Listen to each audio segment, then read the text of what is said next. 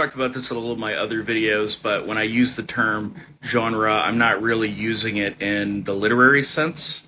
I'm using it in the way that it's used in the film industry. So, to kind of contextualize what a drama is, let's go back to the Greeks, who started all of this, at least in the Western tradition, and they really had two kinds of plays. They had tragedies and they had comedies, and those things were the inverse of each other.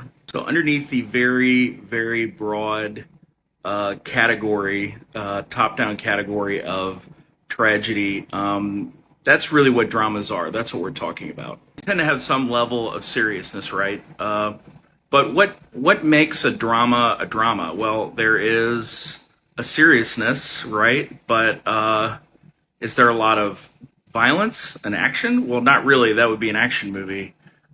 Is it tonally? Is it like full of thrills? Are you gasping and holding your breath?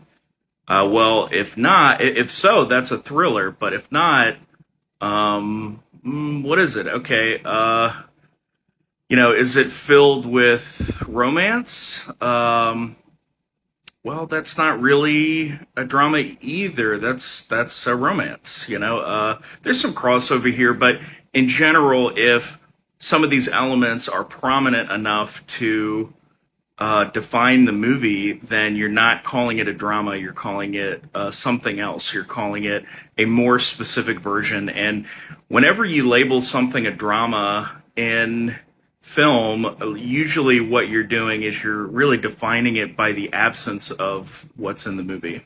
Because if the movie contained these other things in a prominent way, you would slap another label on it that's a more specific subcategory. For instance, like all thrillers are dramas, right? But that's like a subcategory of a drama, right? So if tragedy or drama is the parent category, thriller is like the subcategory. And think of all these Liam Neeson action movies. Well, they're all really serious, right? There's not really a lot of comedy in them. Those are dramas too, but there's a lot of action, so we're defining them by the subcategory of action. We're also talking about the feeling that people have when they watch the movie or they read your screenplay. You're talking about the feeling that you're creating with them by using all of these tools of storytelling. Are they afraid? Well, that's probably a horror movie. Are they thrilled? Well, that's probably a thriller. It's been said before that a director's primary job is maintaining a consistent tone that helps tell the story.